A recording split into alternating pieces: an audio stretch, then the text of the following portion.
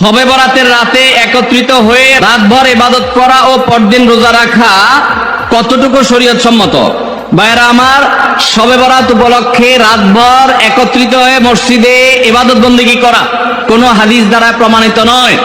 এবং দিনের বেলা যে রোজা, এই রোজা শবে বরাত উপলক্ষে না, এটা হলো শাবান উপলক্ষে রোজা। এই রোজা হলো আইয়াম বীজ উপলক্ষে রোজা। নবী করিম সাল্লাল্লাহু আলাইহি ওয়াসাল্লাম শাবান মাসে এমনি বেশি বেশি নফল রোজা রাখতেন, সেই হিসাবে আপনিও রাখবেন। আবার আইয়াম বীজ 13, 14, 15 রোজা রাখতেন, সেই হিসাবে রাখবেন। আপনি আল্লাহর ক্ষমা, এই রাতে আল্লাহ তাআলা বান্দাকে সাধারণ ক্ষমা ঘোষণা করেন, হিংসুক ছাড়া, মুশরিক ছাড়া।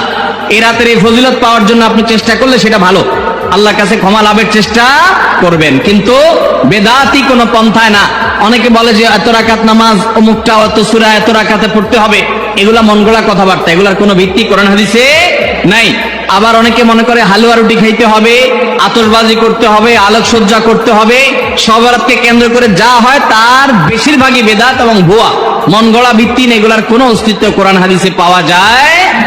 আল্লাহ আমাদের সবাইকে সুন্নাহ মেনে চলার তৌফিক দান করুন। আমরা সুন্নাহ মেনে চলবো। শাবান মাসের সবচেয়ে বড় আমল হলো নফল রোজা রাখা। বেশি বেশি রাখবো তো ইনশাআল্লাহ।